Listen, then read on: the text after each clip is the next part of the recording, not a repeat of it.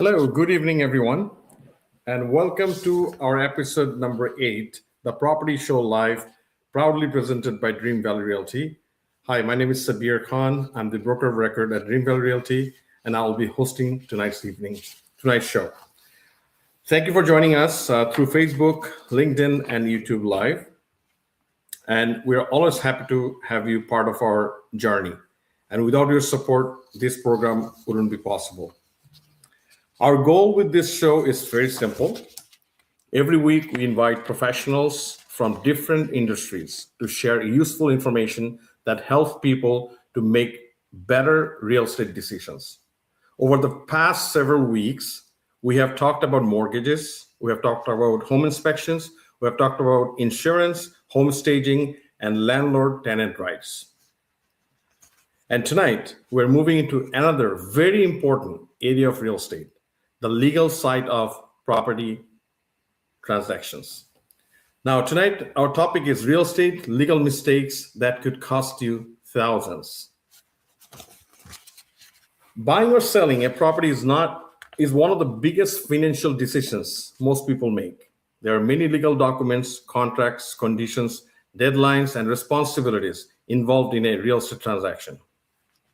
And sometimes a mistake that seems small at the beginning can turn into a very expensive problem later. So tonight, we're going to talk about some of the most common legal mistakes buyers, sellers, and homeowners should be aware of, and what they can do to protect themselves. To help us understand these issues, I'm very pleased to welcome one of our very renowned lawyer in our community, Mr. Jayanta Singha. He's a barrister and solicitor at the Singha Law Professional Corporation. I'm going to bring him to the stage. Hi, Jayanta. How are you tonight? I'm good. Thank you very much. You can call me as Jay. This will be easier for everyone. And thank you very much for inviting me. It's really a great opportunity to share and to communicate to people because this is a very important part of the society, in our community as well. The reason for this is that real estate is increasingly a significant factor of the business era of Canada, and most importantly for Ontario. So thank you very much for inviting me. Now, I will call you Jay for this event tonight. Jay, thank you so much for being with us in our 8th episode of the Property Show Live, and we're really honored to have you on board. Before we begin, I would like to invite everyone who is watching us live tonight. If you have any questions about the real estate transactions, agreements, closing, deposits, title insurance, or any other legal concern related to buying or selling properties, please put your question in the comments. We'll try to answer as many questions as possible during the show if the time allows us. Now, without any delay, let's start the program tonight. So, Jay, we always start with one simple question to every guest we have. Okay. The most important question is, why did you start legal practice?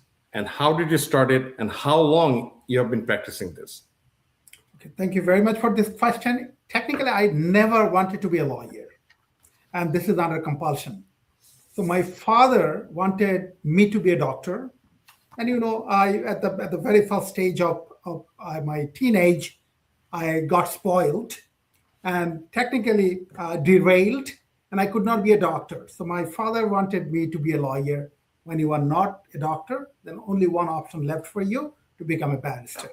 And that's my father's wish, and I don't regret. And that's why I always tell everyone, even in my office, you cannot foresee your future.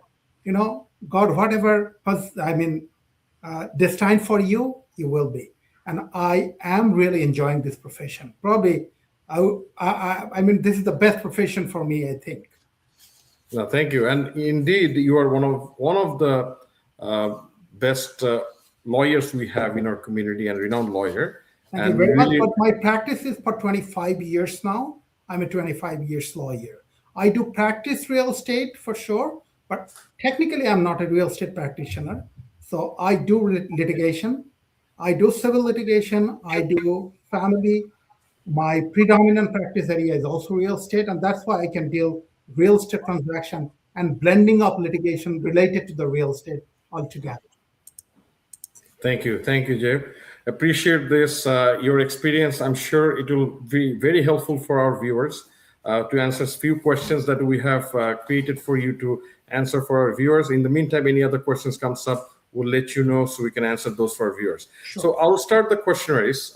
My first question I have, are there any recent legal or regulatory changes in Ontario that buyers, sellers, and investors or realtors should be aware of? I mean, recently means I would go with last few years. I will not be focusing on last 2-3 months. So technically there are a few changes because initially anyone could have bought property here. I mean, any foreigners, anyone. Nowadays, not only foreigners, I mean, there are some restrictions and embargo for that. So to buy a property, you have to have under certain categories, like if you would like to buy a property without any implication, which is a Canadian citizen, a permanent resident, and a conventional refugee. If you would like to buy properties, then yes, the normal course. Apart from this, if anyone would like to buy the property, then obviously there is a tax implication which called non-resident speculation tax. And there are certain calculations on that. We'll not be going into details for that. That is first.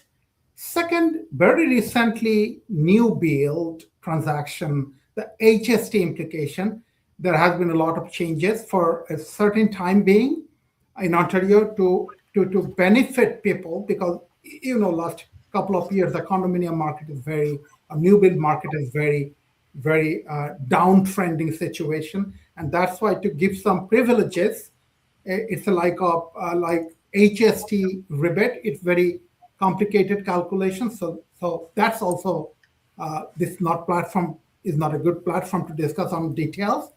Also, in 2024, there was some change in notice of security interest. Means, you know, lots of people knock your door, got signature or verbal contract, register something on your property like furnace, water softener, and this types of stuff. We used to have lots of complaints for these types of consumer goods. They knock the door and register unauthorizedly, in a sense, without the proper knowledge of the owners. So in 2024, Consumer Protection Act changed in a way that we, the lawyers, can now delete the security interest unauthorizedly registered on title by someone like Reliance, Inner Care, different types of companies that they're in existence. We can do that, which is really I would say it's a drastical shift of the government. Previously, we were fighting for. That's one change. And also there is a big change in anti-money laundering. For the real estate agents means listing agent, cooperating agent. They have to be more cautious on the money laundering perspective nowadays. And FinTrack anti-money laundering regulations came into more stringent effect so that this can be scrutinized properly. So those are the main. There are several, different. Obviously, it's a emerging legal sector, but those are the important legal changes made in real estate here. Thank you, Dada. And a lot of them are really good for the new buyers as well, like HST rebate. As you talked about, FinTech is becoming a major issue. I know, even from the brokerage point of view, we're getting a lot of forms, new forms to fill out these days. But thank you, Dada, for answering these questions. But I would say you mentioned that a good thing. But most of the people nowadays, we receive lots of calls that, hey, I bought the property, so I'm going to get the rebate. The only problem is the people nowadays are calling who bought the property 2 years, 3 years back. Right. This new law is not applicable for them, which is creating lots of problem nowadays. We are receiving calls, you guys are receiving calls. So this is for certain period of time. So before you jump into it, see, it's Google, you can see that if you are allowed for the HST rebate or not. It depends on the day of the purchase, basically. Exactly. Yeah. And I appreciate there that. is no retroactive effect given by the government to the previous deals. Absolutely. Thank you so much for answering that. What advice would you give the homeowners who are planning to purchase something within the next 6 to 12 months? Planning to sell. I would, this podcast, I would give you some. I mean, whatever the interaction would be from my practical perspective, practical experience. So what I see, and I would blame obviously realtors most of the times. Don't take it otherwise. Uh, Sure. Nothing personal. It happened. So when you sell the property as a seller, this is very important that you better know your property and you feed your real estate agent accordingly. Most of the times we face problem at the time of closing. As an example, in one litigation, I was a lawyer. The client has mentioned that this is a common elements condominium corporation. The real estate agent listed the property as not condominium, there is no common expenses. What did happen? The deal closed. After closing the deal, after 2 years, the buyer came and filed claim against the real estate agents, listing agent, cooperating agent, and also the lawyers. The reason is the client, you fill up the form that what are rented, what are not rented, all the details. This form has to be taken very seriously. Most of the real estate agent in listing, they don't take the listing seriously. There might be a reason. I know the reason because the buyer or the seller doesn't want to pay the commission, expected commission. That might be a reason. But whatever the case, when you take the matter, you have to do your due diligence properly, irrespective of whatever the commission is. So the seller's responsibility to tell the agent that what is rented, what is not rented, what is the details about the property, what the latent defect, what everything. And this is not only the responsibility of the seller. Most of the time the seller, they take the plea that that's why I retain the professional. This is not my job, which is not true. Ignorance in law is not an excuse. But at the same time, listing agent has responsibility to bug the seller that, hey, could you please tell me what is the hot water tank? Do you receive any bills? Most of the times we don't even remember if I receive the bills, although there is bills which comes with the hydro bill. We don't know. That is very important. At the same time, the seller's agent's responsibility at the same time to see what is the hot water on the hot water tank. You will see the name of the company and the furnace.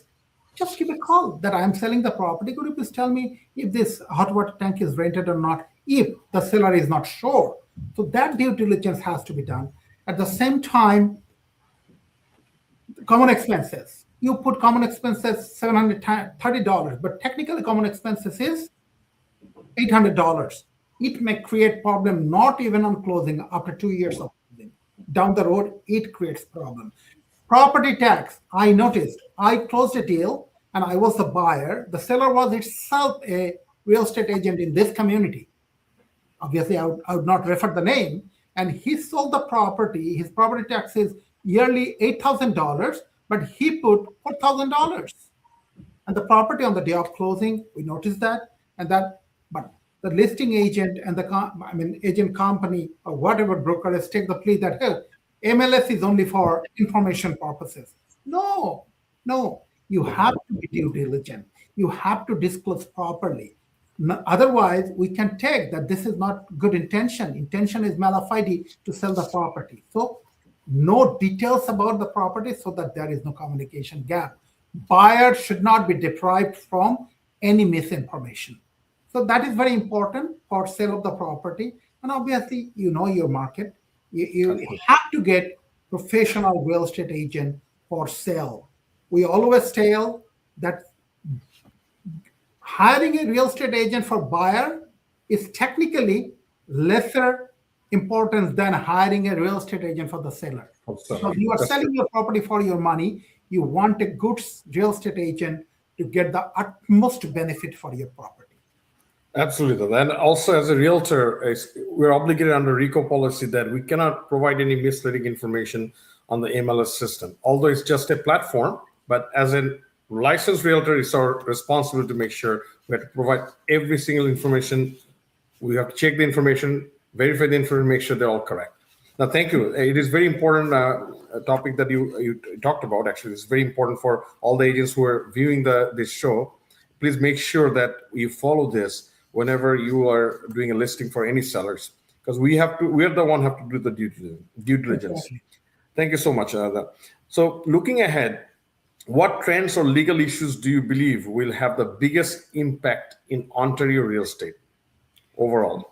We are noticing. It's not like it's forthcoming. We are going through this situation. Affordability means what I meant, that the price of the property we are seeing, the downtrends, actually was not the real property price, and that's why it is going down. Still, this is not affordable.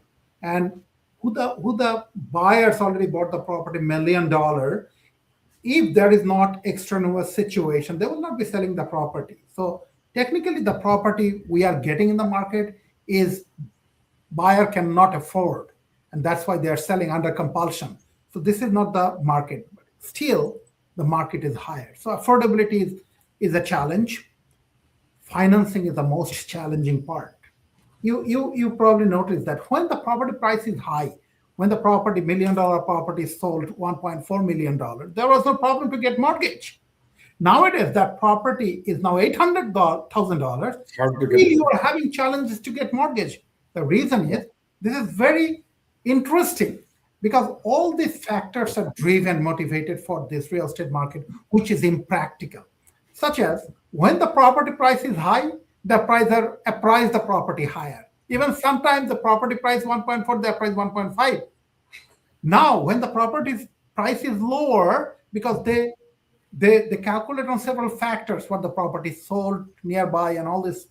So nowadays, even if it is $800,000, which is $600,000 lesser than 3 years before, still we are not getting the price. So this is a challenging part, and the finance companies are also very alarming situation because the price is going down and they don't want to extend any fund.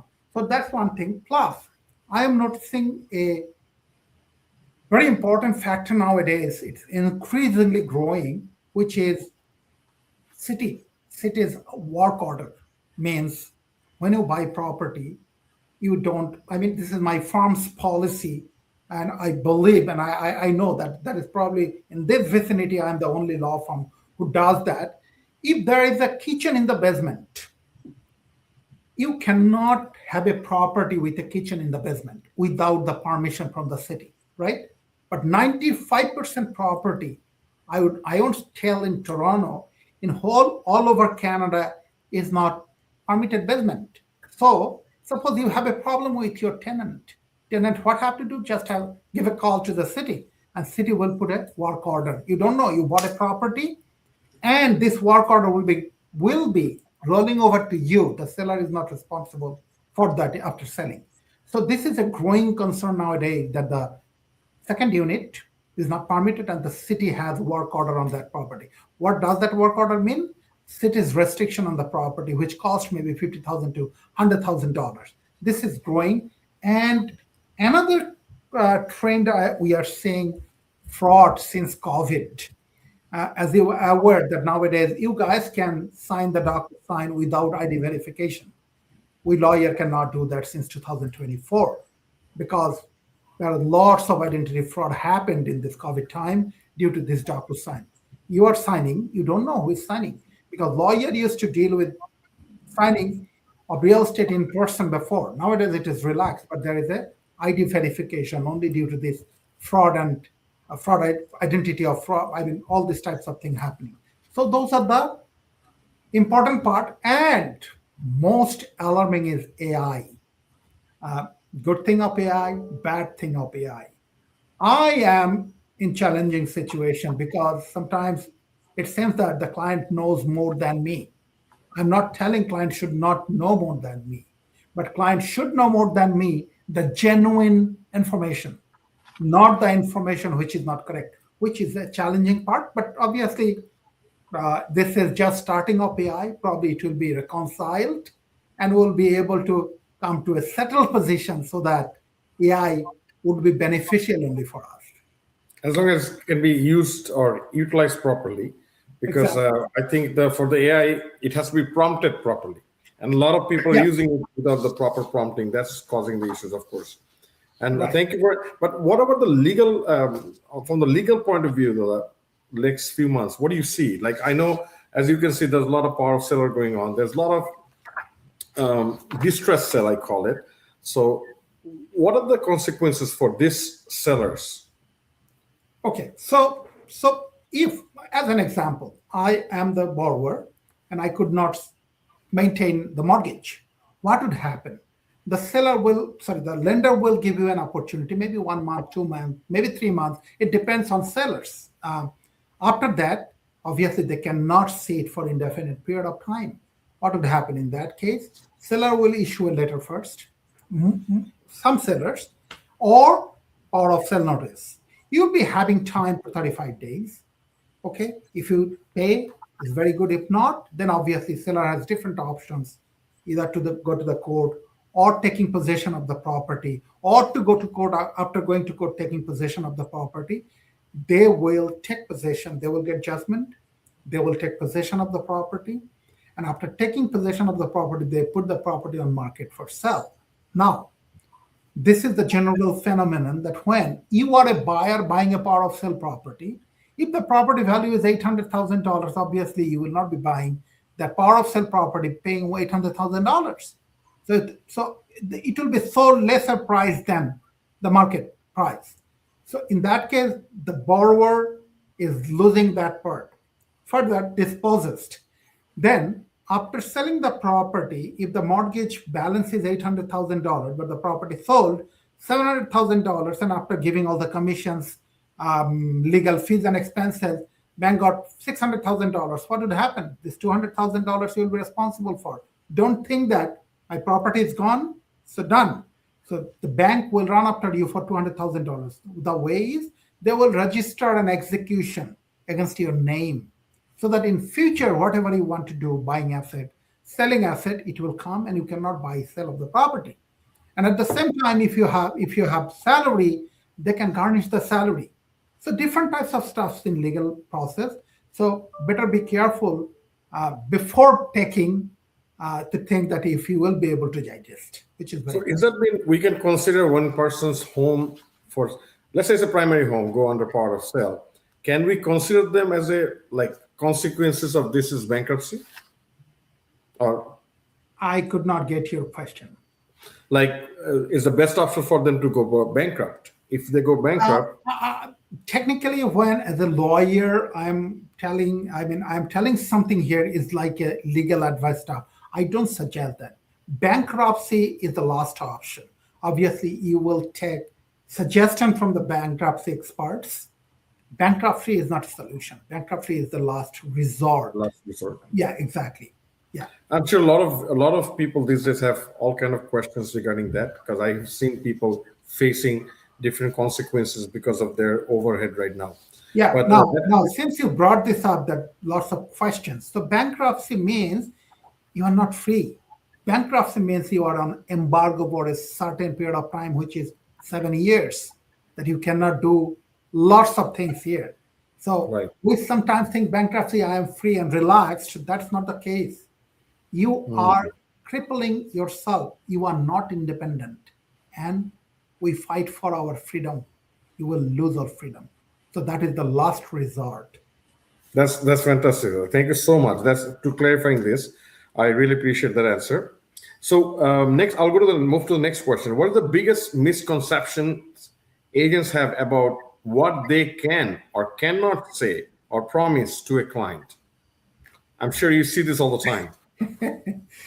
Okay, let me tell you. Don't worry. Don't worry. It will be done. Right. Okay. Consider it done. In a transaction, extension is confirmed. So definitive word. Please be very careful to use a definitive word. Being a real estate professional, I tell always, me as a lawyer, doctor, and real estate agents, I will not bring the mortgage broker in that line now because that their threshold a little bit lower. I might be wrong, but I see the instances that we all three are prejudiced. The reason is why? Because everyone knows that real estate agent, doctors and lawyers have backing insurance. They will be covering. So before you tell anything, you have to understand, can I tell this? And if I tell this, can I do this? You ask yourself. So instead of that, it should be diplomatic. Like, yeah, I spoke, probably it will be completed. Or the lawyer is doing that. Or, yes, this is the problem. The seller verbally agreed, but we are trying to get it done in writing. Since you asked this question, and I do litigation, and probably I am the lawyer who gets most of the litigation for real estate agents in my community, and I know what is happening. One thing is very important for real estate agents, and please note everyone: communication. Communication is very important. Communication necessarily means that you told something, your client told you that, could you please speak to the real estate agent of the seller that they can do that? Yes, I already spoke and they said everything is done. Perfect. No, you just sent a text to that real estate agent. Hey, I spoke to you and you confirmed this. Just one text. Just one text. One email. If they don't respond, if they don't email, does not necessarily mean they have to. You can confirm by your act as well. So when you send something means if the other party does not dispute means that's a consent. So communication is very important. Also, most of the complaint is for communication from the client or from any other party to the professional. That communication was not done properly. I'm trying to connect to the real estate agent. He is not responding. He did not do that. He doesn't know what to do that. But communication can fill up this gap. Communication is very important. Yeah. So right. Communication and documentation of documenting every legal exactly. thing. And that's why there was I always tell my office staff, there is a saying, documentation beats conversation. Always keep in mind. Yeah. We'll write it down. Don't forget, viewers. This is very important. Now, thank you. And what is with your experience, you've been practicing real estate law quite a long time. And what is something that you see the agents do sometime that everyone does it, that you see that can actually create a legal problem? Or most of the agents that you see that does that? Okay. So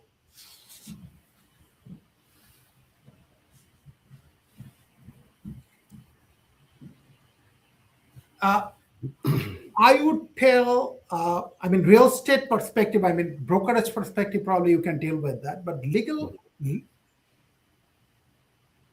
is bitter, but I have to tell. So this is a profession, right? You are dealing in a profession, and you should be lucky that this is one of the highly regulated and dignitary profession which you can enter without that embargo what other professions have. I'm talking about a lawyer or a doctor. The embargo they have to face, and the real estate agent comparatively is lower. Threshold is lower. So we have to give more when you get that license. The only problem is, I think, as a professional, your continuing professional development is very important. Learning, people comes to you because they don't know, and that's why they are relying on you. So if someone comes to me that, hey, today I received one call that this is the personal injury matter. My father-in-law, got injured in Walmart. I said, sir, I don't do that. So you should go to that lawyer. And I refer to lawyers. So this is very important that I cannot do everything. And if I want to do something, that doesn't necessarily mean that I don't know and I will not be doing. I will learn. I will learn and I will acquire knowledge, then I will do that. But if I do something for someone, I have to do wholeheartedly. And the wholehearted thing needed knowledge. We don't read. We don't study. Nowadays, this is very easy to even if you see, the lawyers are always available. I always tell everyone, Sabbir, I told you, I am open for 24/7. Give me a call, sir. That, I'm a little bit confused. there is nothing wrong to ask broker of record. There is nothing wrong to ask a lawyer you deal with. If that lawyer is not available, other lawyer, or don't do that. Hold it for now. If you do on perception or your idea, it may create a big problem in Big never. legal problem too. Yeah. So upgradation is very important. And since this is professional bread and butter, it's better to focus on that and do that wholeheartedly. Absolutely. Now, and that's also we advise our Dream Valley agents that whenever you do an offer, if there's a confusion anywhere, because this is a binding contract. Yeah. Before you're submitting, please let us review it for you in case of anything that we need to get legal advice. You can always reach out to lawyers like Jayanta. So it is always better to check ahead of time before submitting the offer or any legal documents, basically. Exactly. And sorry, Yeah. the other reason is that most of the things are pre-populated. Now, it takes maybe 15 to 20 minutes time. And you don't know, obviously you know, because you also encounter, on the day of closing, we know that what a single wording can affect on the day of closing. You see. Oh, absolutely. So just, sorry, sir, I did not check, and it was there.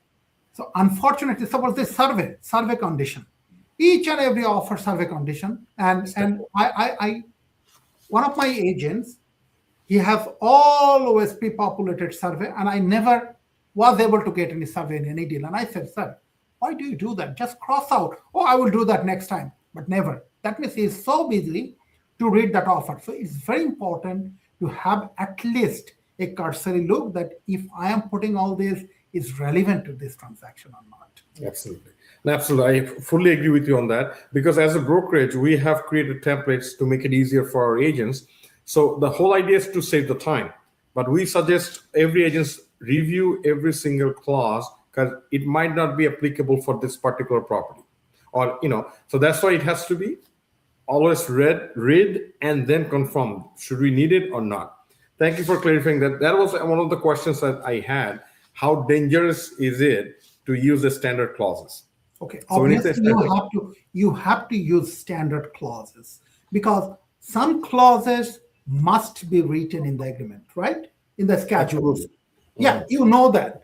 But when you write something specific, you need to know if I can write it, if that is available, if that is the case. And unfortunate part, as I mentioned in the first instance, that real estate agent for seller does not even bother much, because the buyer's agent prepared the offer and they send, but the most responsible part is the seller's agent to see if all are in order or cross out, which we don't do sometimes.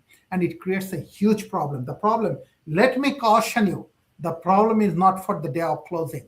If the problem is realized or discovered on the day of closing, we are saved. It may happen after 2 years. Later.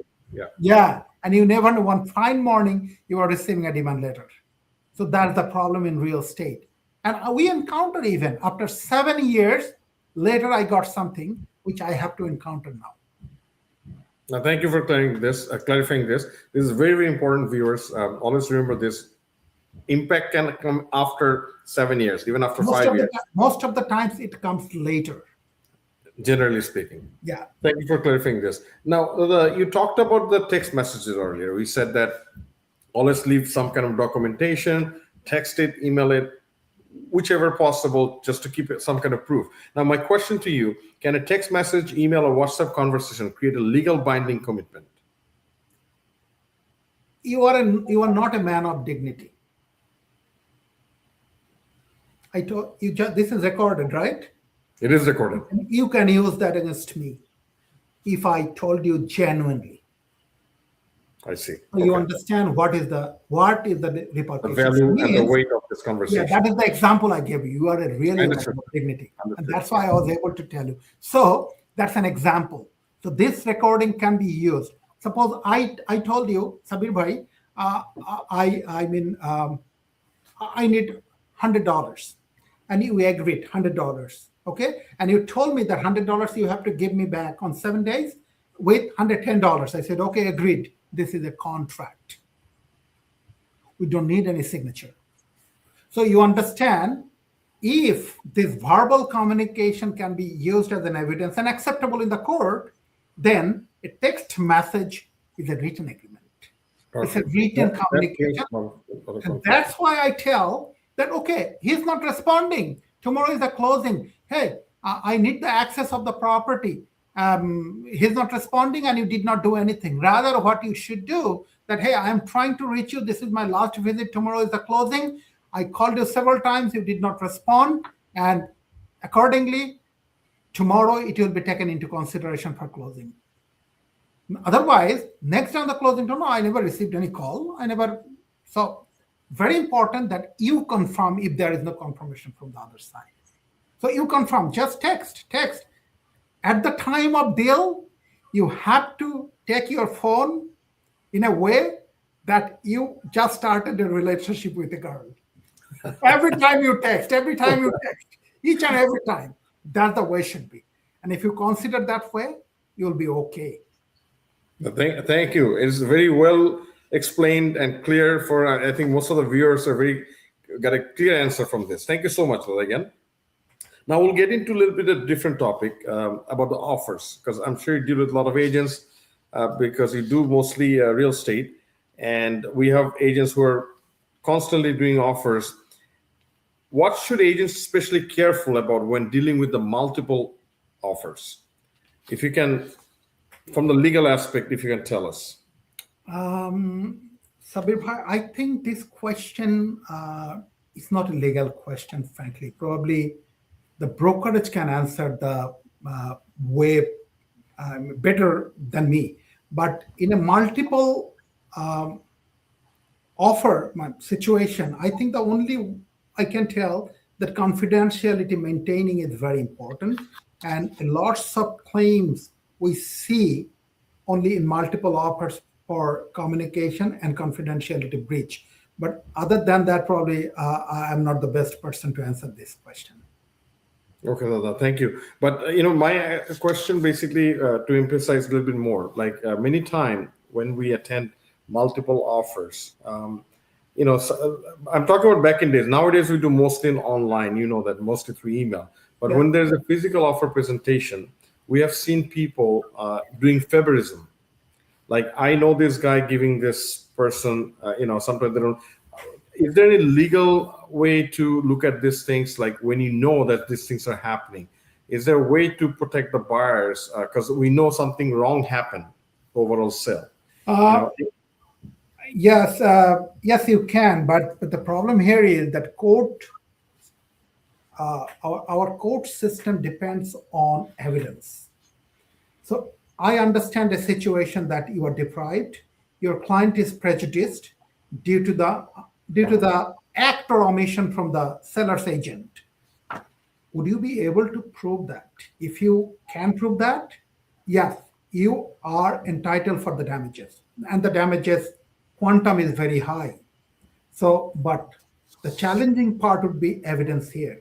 Nowadays, all are in writing, but it was not in writing previously. I mean, the old days.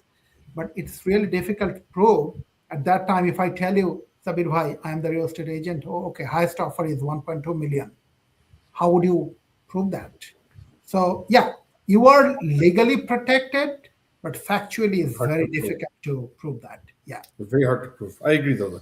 Yeah. Thank you. It was a question that we want to always ask, but you cleared it for us. Without proof, there's no point of actually. No. going Your evidence, your affidavit, yours, whatever you're saying will not be entertained in the court. You need a concrete evidence that there was something wrong happened. Yes, you are protected under law. Thank you, Dada, for answering that. Now, I'm going to go into a little bit more about the offers. Okay, so what happens if an agent misses a deadline or gives incorrect advice about an important condition? There's generally we put status certificate for a condo, home inspections, we put finance. Sometimes, as you said, there's survey unless if there's a property to build. Now, for example, I'll be a little bit more precise about this question to you. For example, we have a property that a builder wants to buy, a builder client. They want to build a property. So let's say we put a condition that they'll be providing all the documentation they have about the architecture design, zoning, and all that.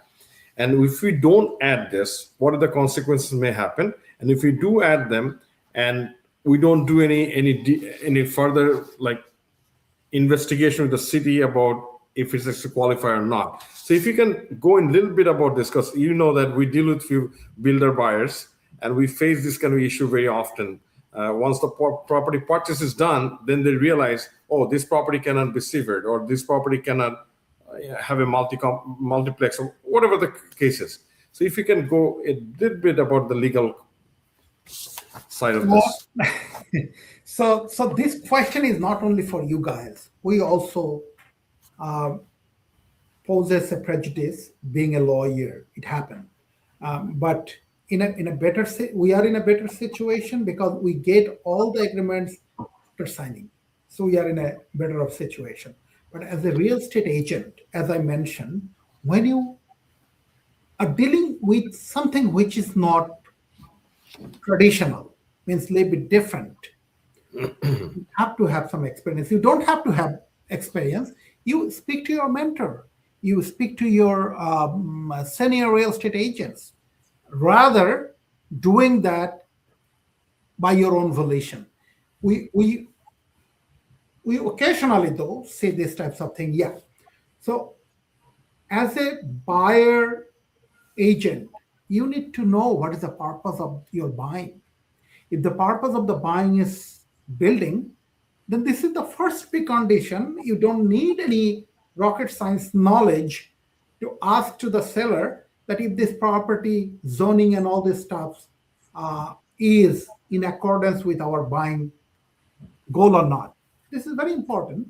Now, it is a must to insert in the agreement all these. Now, if you don't do that, if you don't have that, then the seller is not bound to provide, but you are bound under the contract. Then obviously there is a problem. So before you sign the agreement, you have to insert all the terms and conditions in the agreement. Now, it happened. We bought a property as a lawyer. I was a lawyer for that property. We bought in 2016-17. The buyer technically at that time never told me that they are buying this property for severance purposes.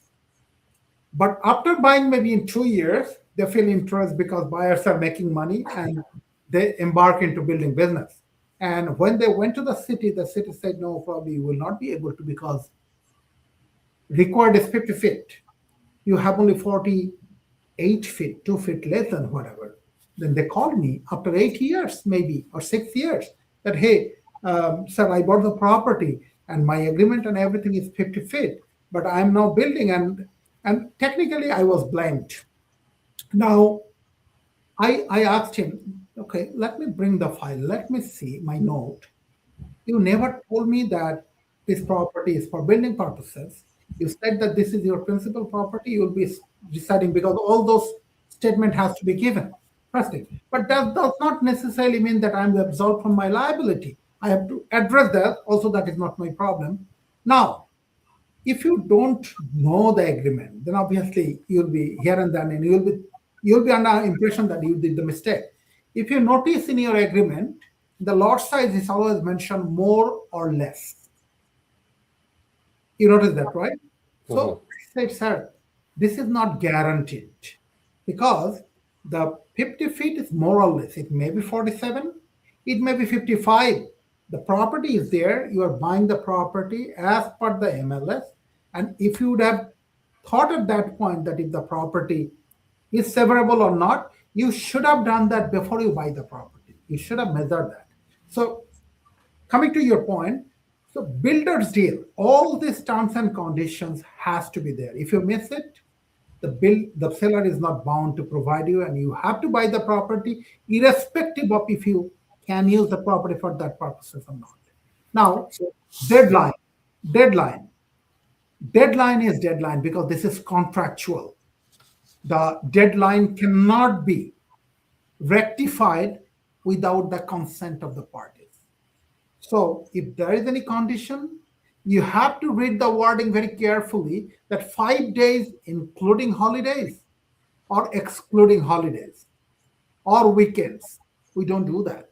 And now, if you are a buyer, then probably you are not prejudiced that much. Because even if you fail, then the deal is null and void.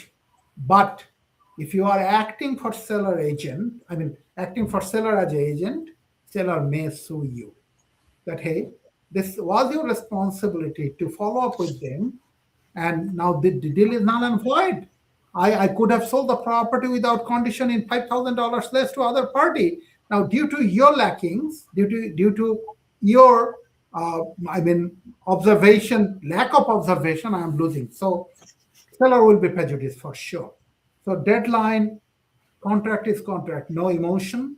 There is no humanitarian and compassionate consideration. So, thank you for answering that again. But do you suggest to have a clause of lawyer's review on this kind of agreement or any agreement that we do for any APS? What is your suggestion on that? Generally, we don't put. In regular transaction, you guys are well conversant. I don't think that is important. But if you are buying a builder's property, all the resale must. Second, if you are buying a new build, that is a mandatory condition lawyer review. In a detached property, 5 days. In a condominium, 10 days. It has to be done. Okay. Now, the problem here is that if the client will be agreed or not, because when you come for review of agreement, there is a lawyer fee. So builder's review nowadays, 80, 90 pages. It's not cheap. The review is expensive. If you want to get good service, if you don't want to be surprised, you have to get the proper legal advice. New build, there are lots of things you need to know. And we can even have a podcast on builder's deal. A single podcast will not be over. So builder deal, always be careful that you have to get a review of the builder's deal. Otherwise, the problem here is, I would say, who the lawyer does not deal with builder deal, they don't even know what the consequences are. So very few lawyers deals with the builder deals, and you have to be very careful. Forget about laymen, forget about other people, and you guys are not lawyers. So you should not assume that you will be assignment sale to your mentioning, right? For assignment sale. Suppose you are buying a property from builder. Right. Builder's review condition is there, and you must do that. Correct, you must spend few $100s to the lawyer on that. Otherwise, you will be losing thousands of dollars, and you will be surprised on the day of closing. So, builder's deal, yes, there must be a condition. Second, power of sale property, there must be a condition of lawyer's review. You do that. You are buying a property from the lender, you must do that. Third, assignment sale, yes, you must do that. Sometimes complex deals like commercial property you are buying must be lawyer's review. The reason is zoning and all this stuff we would like to confirm before we confirm the deal is firm. So these types of deals, lawyer's review are mandatory. But in regular, resale property, you can just call the lawyer and get some standard process if needed. You don't need any lawyer's review. No, thank you for sharing that. Now, from the seller's point of view, sometimes this kind of situation happens us as a realtor. The seller tells us about some negative thing about their property. There's some problems, and they ask us not to share with the buyers. So I know by RICO policy we are not allowed to do that, but sometimes people does that. It's a human nature. There's something to follow that. What could be the legal consequences for the agent and the seller for that, sir? You are responsible 100%. Not 100%. Seller is 100%. You are 200%. Absolutely. Yeah. Okay. And let me assure you, when the seller will be sued, you will be the first person to be invited by that seller to tell that I told Mr. Khan that, but he did not share. So take your client. Obviously, I am telling you, not just demean the client or demean the seller. It means that you have to take it in a way to foresee something may come later on. And we were taught when a client tells that money is not a problem, you go ahead, means you have to be cautious, you have to be, focused, and you are cautioned that money would be a problem. So technically, if the seller tells you that this is the problem, you should not tell, you have to deal in a different way. Legal answer is yes, you are responsible 200%. But but I understand pragmatic approach you have to give, that what balancing you can do at that point. And this is not a question somebody can advise you, or advise you a lawyer or by your your brokerage, that you should do this, you should do that.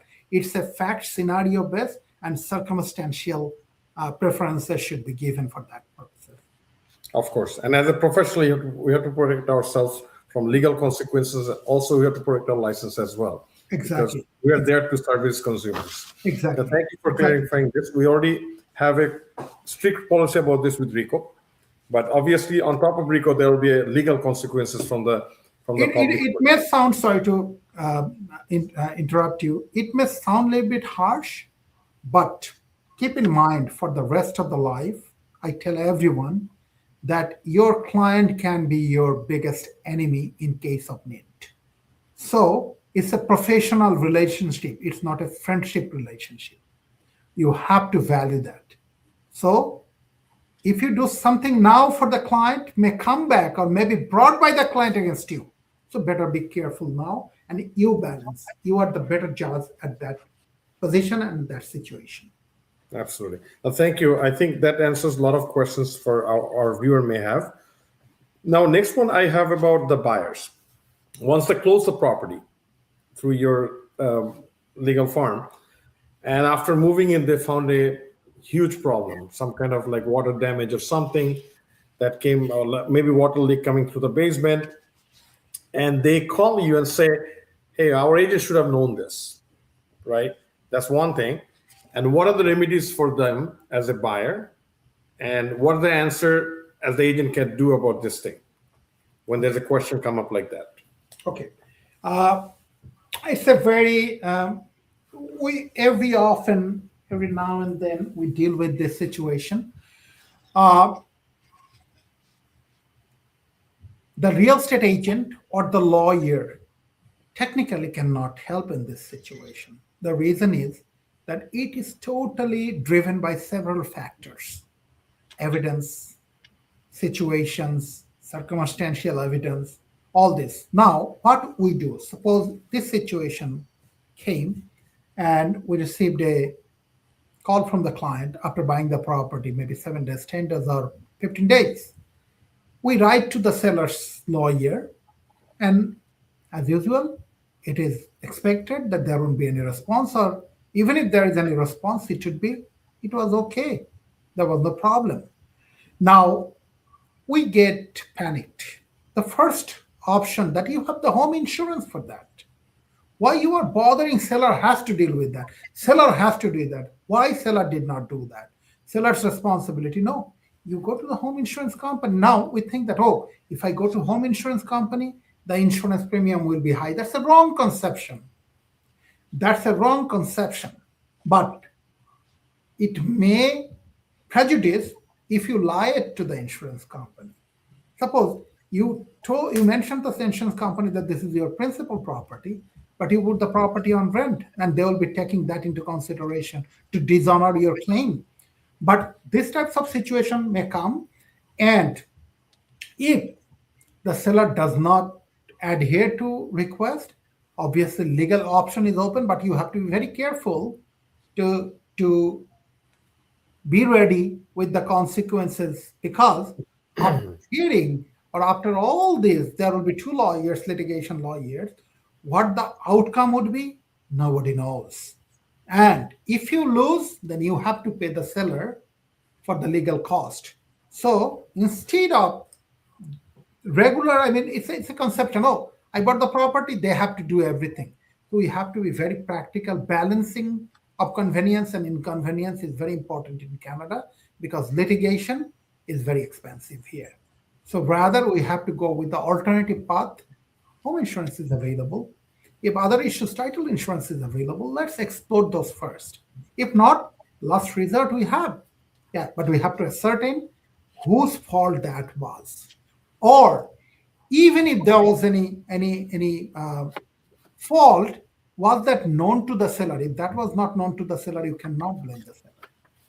And seller is not responsible. Absolutely. Thank you, Rada. And absolutely, there's a reason that we have home insurance in case Yeah, of we this. have different types of insurance. That's why. Yes. Obviously, we have the title insurance, but that helps with the other things. Like if Other there's things a which existing related to the title. Yeah. related to the title, basically. Yeah. Now that actually clarify a lot of issue, of course, and sometimes agent cannot see what's going to happen after 20 days. They That is cannot not see. agents. That is Yeah. not technically. If something is hiding behind the drywall, it's not agent's job. And home Absolutely. inspector, even sometimes home inspector cannot find that. So forget about real estate agent.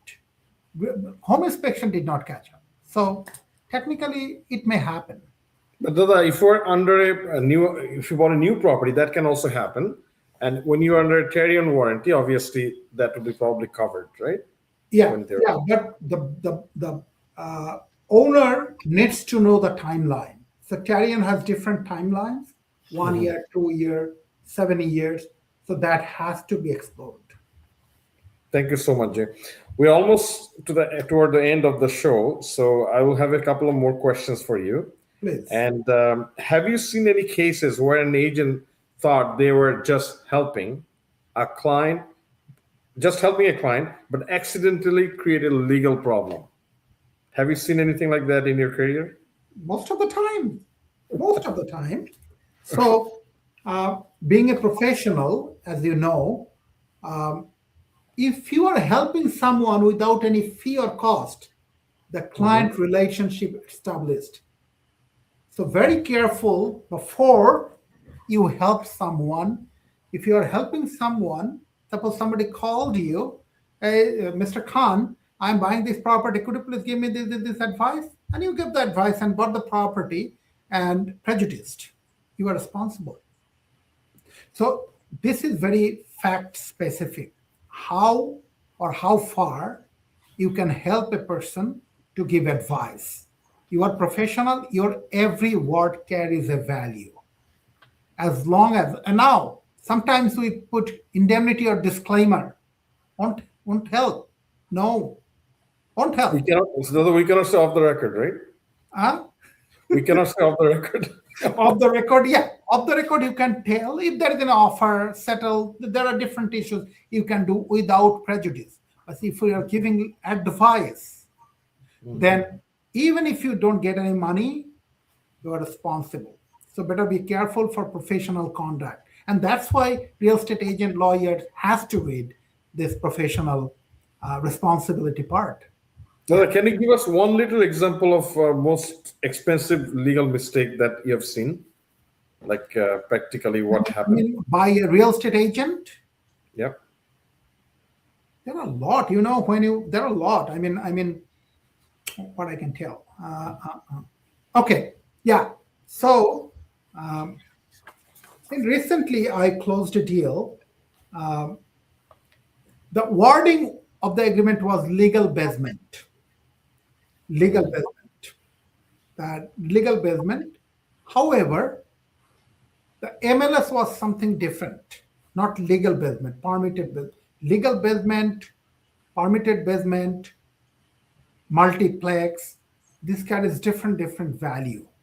So the buyer bought this property paying $60,000 to $70,000 more than the market price to see that in the MLS. Okay. Now the buyer's agent put the wording in a way that this is a legal basement. And I had to go through, in fact, the deal was not closed on that day. I had to go through different types, levels of conversation. And at last, the matter was settled for my personal relationship with a city officer, city of Toronto officer. I called him and I asked for the favor. And after he confirmed, we proceeded to close the deal. Now I don't know if that I am saying that there will be a litigation against the real estate agent, because at last the seller provided all this explanation with all this documentation, but that's not a legal basement. That's a permitted basement, legal. But legal basement does not necessarily mean that you can rent the property. And permitted, you can. So Huh? there's a difference. When you have permitted basement, Permitted means- in city there are different types of wording. So suppose you use your property and you want a second kitchen in the basement. You want a second apartment. You cannot do any apartment by book in your basement as well. Some people does that with permission, basement, but for their own use. You cannot rent that property. But that is legally permitted basement. Now, multi-unit. There are also different types of. If that is multi-unit, then there are also you don't know if you can rent the property. So our goal when we bought a property, the second legal basement retrofit status we mentioned. That is the perfect wording. But legal basement, permitted basement, if these types of tweak, that this can create confusion. be very careful. And if the goal is that yes, I am buying the property, paying $60,000 more, only keeping in mind that I would rent the property and they advertise as a legal basement, just go to city. Get the just it's a matter of you go and get the information. Absolutely. No, thank you so much, Dada. We're to the end of the show. I really appreciate your presence and you created value for us today. And I'm sure you answered a few questions that will help agents, buyers, and sellers. And if they want to reach out to you, Dada, would you mind share your contact information in case they have more questions in the future? Yeah, for sure. I'd be happy for agents. I can tell that. Yeah, I have 25 to 26 years experience, more specifically in real estate. Anytime, any question in my capacity, I'd be happy to answer. I'm not saying that I know everything, but yes, I will answer whatever I know. And for reaching out to me, my phone number is 416-265-9449. And my email address is info at Singha, SINGHALAW.ca. Info at singhalaw.ca. Anytime I mention for you guys, I am hospital 24/7. Anytime so you much. can call. Thank you If so I'm much. not dead, It's an honor to you have can- you in our show today. It's an honor. Thank you so much, Dada. Thanks for your time. Viewers, thank you so much for watching the show. I hope it answered a few of questions that you might had. And if you have further questions, please feel free to reach Jayanta Sinha. He is the Barrister Solicitor at Singha Law Professional Corporation. He's always working and helping Green Valley Realty agents and every other agents that we have in the community. So please feel free to reach out. And till next week, have a great night. Next week, we'll come up with another professional for episode 9. Keep an eye on the live show. Thank you so much. Have a great evening. Thank you very much. Have a good night, Dada. You too.